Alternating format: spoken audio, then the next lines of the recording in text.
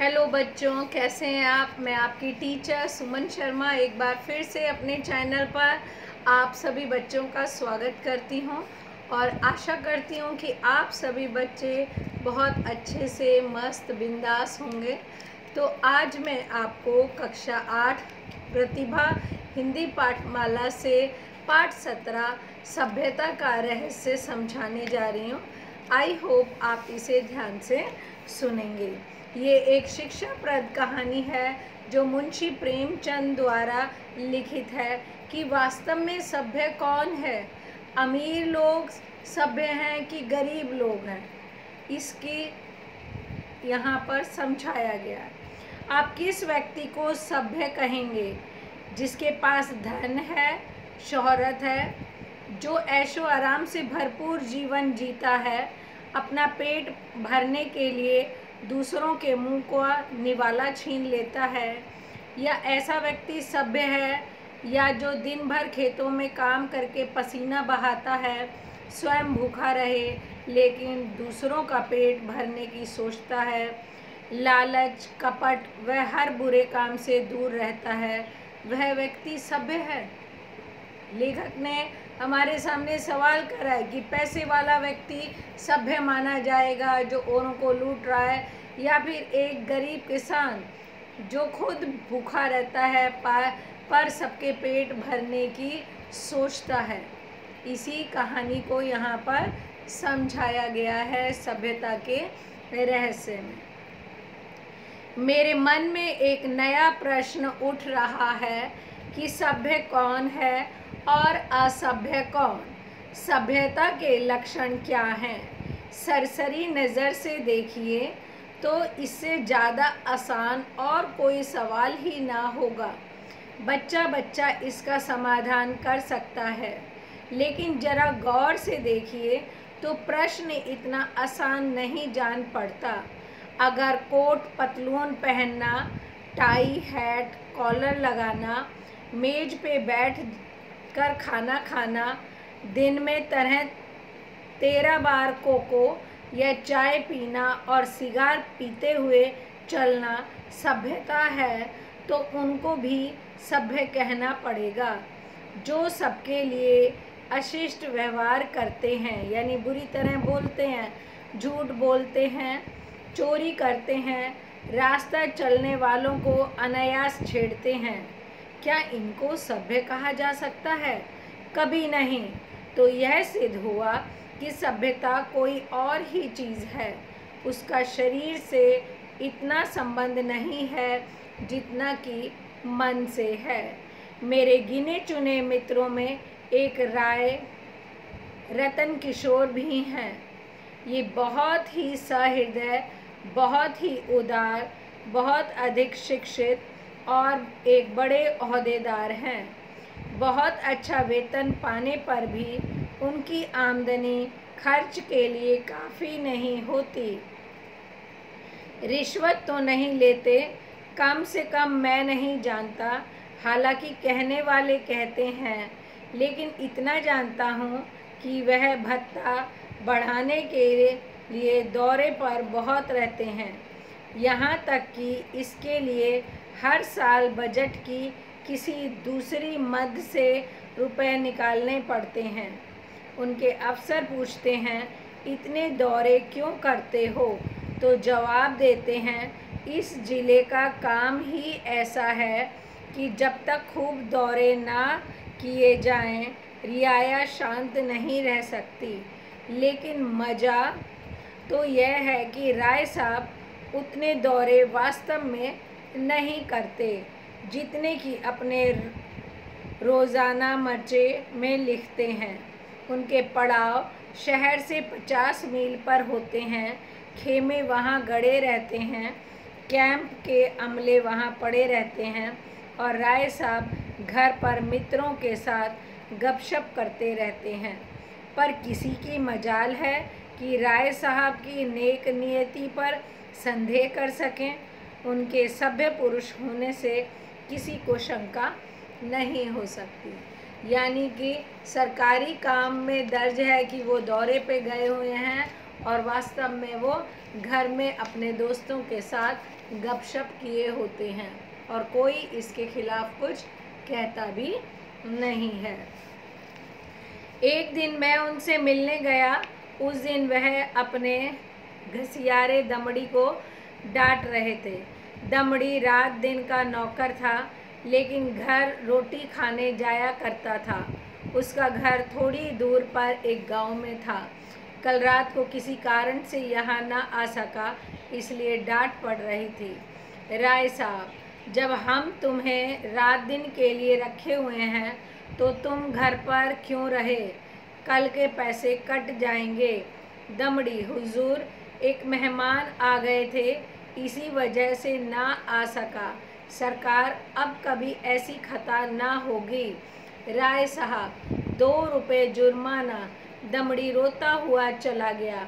2 रुपये जुर्माना ठुक गया। यह एक रात को गैर हाजिर होने की सजा थी। बेचारा दिन भर का काम कर चुका था, रात को यहाँ ना सोया, उसका दंड। और घर बैठे भत्ते उड़ाने वालों को कोई नहीं पूछता, कोई दंड नहीं देता। दंड तो मिले और ऐसा मिले कि जिंदगी भर याद रखे, पर पकड़ना तो मुश्किल है। दमड़ी भी अगर होशियार होता तो जरा रात रहे आकर कोठरी में सो जाता। फिर किसे खबर थी कि वह रात को कहाँ रहा। पर दमड़ी चालाक नहीं, चंट ना था। दमड़ी के पास कुछ 6 बीघे जमीन थी, पर इतने ही प्राणियों का खर्च भी था। उसके 2 लड़के, 2 लड़कियां और स्त्री सब खेती में ही लगे रहते थे। फिर भी पेट की रोटियां नहीं मैसर होती थी। इतनी जल्दी क्या सोना उगला देगी?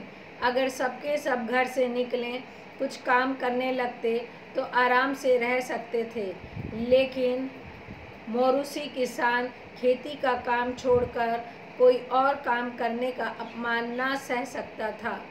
भरपूर 2 वक्त की रोटी नसीब हो मुश्किल था, लेकिन अपनी प्रतिष्ठा के लिए 2 बैल रखे थे। उनका वेतन का बड़ा भाग बैलों के दाने चारे में ही उड़ जाता था। ये सारी तकलीफ़ें मंजूर थी, पर खेती छोड़कर कुछ और काम करना मंजूर ना था। किसानों की जो प्रतिष्ठा है वह किसी और की नहीं हो सकती, चाहे वह रुपया रोज ही क्यों ना कमाए। एक दिन राय साहब उसे सर्दी से कांपते देखकर बोले, कपड़े क्यों नहीं बनवाता, कांप क्यों रहा है? दमड़ी, सरकार, पेट की रोटी तो पूरी नहीं पड़ती, कपड़े कहाँ से बनवाऊं? राय साहब, बैलों को बेच क्यों नहीं डालता? सैकड़ों बार समझा चुका, लेकिन ना जाने क्यों इतनी छोटी सी बात तेरी समझ में नहीं आती। दमड़ी, सरकार, बिरादरी में कहीं मुंह दिखाने लायक ना रहूँगा, लड़की की सगाई ना हो पाएगी, बहुत बदनामी होगी। राय साहब, इन्हीं हिमाकतों से तुम लोगों में यह दुर्गति हो रही है। मेरी तरफ से फिरकर क्यों मुंशी जी, इस पागलपन का भी कोई इलाज है? जाड़ों मर रहे हैं, पर दरवाज़ों पर बैल जरूर बांधेंगे। मैंने कहा, जनाब, ये तो अपनी अपनी समझ है। राय साहब, ऐसी समझ को दूर से सलाम कीजिए। मेरे यहाँ कई पुश्तों से जन्माष्टमी का उत्सव मनाया जाता था। कई हजार रुपयों पे पानी फिर जाता था, गाना होता था, दावतें होती थी, रिश्तेदारों के न्योते दिए जाते थे, गरीबों को कपड़े बांटे जाते थे। वालिद साहब के बाद पहले ही साल मैंने उत्सव बंद कर दिया। फ़ायदा क्या? मुफ्त में 4-5 हज़ार की चपत पड़ती थी। सारे कस्बे में बवाल मचा, आवाज़ें कसी गई। किसी ने नास्तिक कहा, किसी ने ईसाई बनाया, लेकिन यहाँ इन बातों की क्या परवाह। आखिर थोड़े ही दिनों में सारा कोलाहल शांत हो गया। अजी बड़ी दिल लगी थी। कस्बे में किसी के यहाँ शादी हो, लकड़ी मुझसे लें, पुश्तों से रस्म चली आती थी। वालिद तो दूसरों से दरखत मोल लेकर इस रस्म को निभाते थे। थी हिमायत या नहीं, मैंने फौरन लकड़ी देना बंद कर दिया। इस पर भी लोग बहुत रोए धोए, लेकिन दूसरों का रोना धोना सुनूं या अपना फ़ायदा देखूं। अब राय साहब बता रहे हैं कि जन्माष्टमी की प्रथा उनके यहाँ चली आ रही थी। पिताजी के इंतकाल के बाद उसको ख़त्म कर दिया। 4-5 हज़ार रुपये बच गए। जब कहीं पे कोई शादी ब्याह होता था तो उनके यहाँ से लकड़ी ली जाती थी, उसे भी बंद कर दिया। थोड़े दिन तो शोर मचा, फिर बाद में सब कुछ शांति हो गई। पर इसमें मुझे फ़ायदा हुआ। मेरे दिल में भी फिर बवाल पैदा हुआ। दोनों में कौन सभ्य है? कुल प्रतिष्ठा पर प्राण देने वाला मूर्ख दमड़ी, या धन पर कुल मर्यादा को बलि देने वाले राय रतन किशोर। एक बार राय साहब के इल्जाम से एक बड़े मौके का मुकदमा पेश था। शहर का एक रईस बड़े अपराध के मामले में फंस गया। उसकी जमानत के लिए राय साहब की खुशामदें होने लगी। इज्जत की बात थी। रईस साहब का हुक्म था कि चाहे रियायत बिक जाए, पर इस मुकदमे से बेदाग निकल जाऊं। डालियां लगाई गई, सिफारिशें पहुंचाई गई, पर राय साहब पर कोई असर ना रहा। रईस के आदमियों को प्रत्यक्ष रूप से रिश्वत की चर्चा करने की हिम्मत ना पड़ती थी। आखिर जब कोई खास बस ना चला तो रईस की स्त्री ने राय साहब की स्त्री से मिलकर सौदा पटाने की ठानी। रात के 10 बजे थे। दोनों महिलाओं में बात होने लगी। 20 हज़ार की बात थी। राय साहब की पत्नी तो इतनी खुश हुई कि उसी वक्त राय साहब के पास दौड़ी हुई आई और कहने लगी, ले लो, तुम ना लोगे तो मैं ले लूँगी। राय साहब ने कहा, इतनी बेसब्र ना हो, वे तुम्हें अपने दिल में क्या समझेंगी? कुछ अपनी इज्जत का भी ख्याल है या नहीं? माना कि रकम बड़ी है, लेकिन सिविलियन की इज्जत भी तो कोई मामूली चीज़ नहीं है। तुम्हें पहले बिगड़ के कहना चाहिए था कि मुझसे ऐसी बेहुदी बातचीत करनी हो तो यहाँ से चली जाओ, मैं अपने कानों में से नहीं सुनना चाहती। स्त्री, ये तो मैंने पहले ही किया, बिगड़कर खूब खरी खोटी सुनाई, पर इतना भी नहीं जानती। बेचारी मेरे पैरों पर सिर रख कर रोने लगी। राय साहब, यह कहा था राय साहब से कहूँगी तो मैं कच्चा ही चबा जाएंगे। यह कहते हुए राय साहब ने गदगद होकर पत्नी को गले लगा लिया। स्त्री, अजी, मैं न जाने ऐसी कितनी ही बातें कर चुकी, लेकिन किसी तरह टाले नहीं टलती, रो रो कर जान दे रही है। राय साहब, उससे वादा तो नहीं कर लिया? स्त्री, वादा? मैं तो रुपए लेके संदूक में रखाई। राय साहब, कितनी जबरदस्त अहमक हो, ना मालूम ईश्वर तुम्हें कभी समझ भी देगा या नहीं। मुझसे कहा तक नहीं कि रुपए लेकर संदूक में दाखिल कर लिए।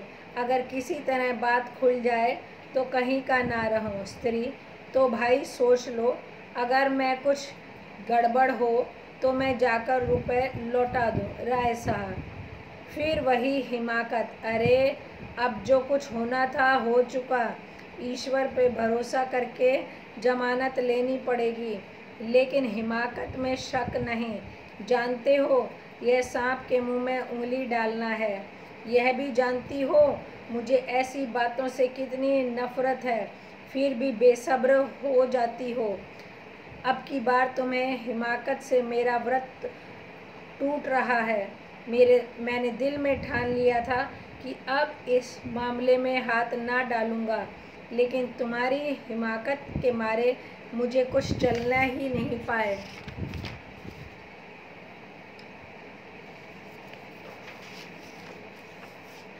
इधर तो स्त्री पुरुष में यह अभिनय हो रहा था, उधर दमड़ी उसी वक्त अपने गांव के मुखिया के खेत में ज्वार काट रहा था। आज वह रात भर की छुट्टी लेकर घर आया था। बैलों के लिए चारे का एक तिनका भी नहीं था। अभी वेतन मिलने में कई दिन की देर थी। मोल ना ले सकता था। घर वालों ने दिन को कुछ घास छील कर खिलाई तो थी, लेकिन ऊँट के मुंह में जीरा, उतनी घास में क्या हो सकता था। दोनों बैल भूखे खड़े थे। दमड़ी को देखते ही दोनों बैल पूंछ खड़ी करके हुंकारने लगे। जब वह पास गया तो दोनों उसकी हथेलियां चाटने लगे। बेचारे मन मसोच के रह गया। सोचा इस वक्त तो कुछ हो नहीं सकता, सवेरे किसी से कुछ उधार लेकर चारा लाऊंगा। लेकिन जब 11 बजे रात उसकी आँख खुली तो देखा कि दोनों बैल अभी तक नांद पर खड़े हैं। उनकी क्षुधा वेदना देखकर उसकी आंखें सजल हो आई। उसको दया आ गई। किसान को अपने बैल अपने लड़कों की तरह प्यारे होते हैं। वह उन्हें पशु नहीं, अपना मित्र और सहायक समझता है। बैलों पर भूखे खड़े देखकर नींद आंखों से भाग गई। कुछ सोचता हुआ उठा, हंसिया निकाली और चारे की फिक्र में चला। गांव के बाहर बाजरे और ज्वार के खेत खड़े थे। कुछ ज्वार और बाजरे खेत के बाहर अपने आप उगाए थे। उसे देखकर दमड़ी खुश हो गया कि ज्वार और बाजरे पर तो किसी का हक नहीं है, ये तो खेत से बाहर है। अब दमड़ी ने केवल उतना ही चारा काटा जितना बैलों को रात भर के लिए काफ़ी हो। सोचा अगर किसी ने पूछ लिया तो कह दूंगा बैल भूखे थे इसलिए काट लिया और यह खेत के बाहर लगा था। उसे विश्वास था कि चारे के लिए कोई मुझे पकड़ नहीं सकता, क्योंकि मैंने किसी के खेत से थोड़ी ही काटा है। अंत ये चोरी तो है नहीं, फिर ऐसा निर्दयी कौन है जो मुझ जैसे बेकसूर को पकड़ ले। बहुत पूछेगा तो दिखा दूंगा खेत के अंदर से नहीं, बाहर से काटा है। उसने बहुत सोचा। गांव के लोग दमड़ी को चारा लिए जाते देखकर बिगड़ते जरूर, पर कोई चोरी का इल्जाम में ना फंसाता। लेकिन संयोग से थाने का सिपाही उधर से जा रहा था। तभी दमड़ी को चारा कंधे पे उठाते देखा तो संदेह हुआ। इतनी रात गए कौन चारा काटता है? हो न हो कोई चोरी से काट लाया है। डांट कर बोले, कौन चारा लिए जाता है? खड़ा रह। दमड़ी ने चौंक कर पीछे देखा तो थाने का सिपाही। हाथ पांव फूल गए। कांपते हुए बोला, हुजूर चोरी नहीं की, देख लीजिए खेत के बाहर लगा था। सिपाही ने रौब मारते हुए कहा, खेत के बाहर हो या खेत के अंदर, खेत किसका है? बलदेव महंतों का। सिपाही ने समझा था शिकार फंसा, इससे कुछ ऐंठूंगा, लेकिन वहाँ क्या रखा था? पकड़कर गांव में लाया और जब वहाँ भी कुछ हत्थे चढ़ता ना दिखाई दिया तो थाने ले गया। थानेदार ने चालान कर दिया। मुकदमा राय साहब के ही इल्जाम में पेश किया। राय साहब ने दमड़ी को फंसे हुए देखा तो हमदर्दी के बदले कठोरता से काम लिया। बोले, यह मेरी बदनामी की बात है, तेरा क्या बिगड़ा? साल 6 महीने की सज़ा हो जाएगी। शर्मिंदा तो मुझे होना पड़ रहा है।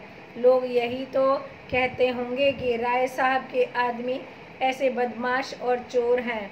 तू मेरा नौकर ना होता तो मैं हल्की सज़ा देता, लेकिन तू मेरा नौकर है इसलिए कड़ी से कड़ी सज़ा दूंगा।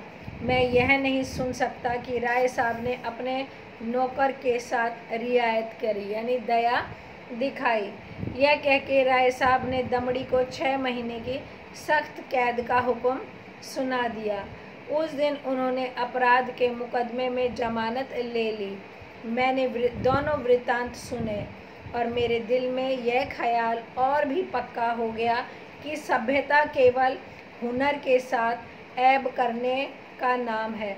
आप बुरे से बुरा काम करें, लेकिन अगर आप उस पर पर्दा डाल सकते हैं तो आप सभ्य हैं, सज्जन हैं, जेंटलमैन हैं। अगर आप में यह सिफत नहीं तो आप असभ्य हैं, बदमाश हैं, यही सभ्यता का रहस्य है। मुंशी प्रेमचंद जी ने दोनों की बातें सुनी और दोनों की बातें सुनने के बाद उन्होंने ये चीज़ निकाली कि आपने बेशक गलती की है, पर आपको अगर उस पर पर्दा डालने की कला आती है तो आप सभ्य और जेंटलमैन हैं, और अगर आप उसके ऊपर पर्दा नहीं डाल सकते तो आप असभ्य हैं, बदमाश हैं। यही सभ्यता का रहस्य है। मुंशी प्रेमचंद जी के द्वारा लिखित इस कहानी का मूल भाव है, अमीर या गरीब के आधार पर सभ्य और असभ्य की पहचान नहीं की जा सकती। यानी सभ्य और असभ्य इंसान की पहचान अमीर गरीबी से नहीं हो सकती। लेखक परिचय। श्री धनपत राय श्रीवास्तव जो हिंदी और उर्दू के लेखक प्रेमचंद के नाम से प्रसिद्ध हुए। इनका जन्म 31 जुलाई 1880 को वाराणसी के निकट लम्ही गांव में हुआ। इनकी प्रारंभिक शिक्षा अरबी और फारसी में हुई। 1898 में मैट्रिक करने के बाद इन्होंने अध्यापन के क्षेत्र में प्रवेश किया। साथ ही घर पे रहकर बीए की परीक्षा उत्तीर्ण की। इनकी कुछ प्रसिद्ध रचनाएं प्रारंभ में उर्दू में नवाब राय के नाम से लिखी गई और बाद में इनका हिंदी में अनुवाद हुआ। मुंशी जी को 1936 में लखनऊ में आयोजित सर्वप्रथम भारतीय साहित्य सम्मेलन का सभापति होने का गौरव प्राप्त है। ये अपने समय में हिंदी साहित्य के सबसे अधिक पढ़े जाने वाले और लोकप्रिय लेखक साबित हुए। गोदान, गबन, रंगभूमि, सेवा सदन, प्रेमाश्रम आदि इनके लोकप्रिय उपन्यास हैं। इनकी 300 से अधिक महत्वपूर्ण कहानियाँ मानसरोवर 8 भागों में संकलित हैं। इनका निधन 8 अक्टूबर 1936 को हुआ। आई होप ये कहानी आपको अच्छे से समझ में आ गई होगी कि सभ्यता का रहस्य वास्तव में क्या है। एक बार पुनः आप इसे पढ़ें, समझें और सुने, आपको समझ में आ जाएगा। ओके बच्चों, बाय, टेक केयर।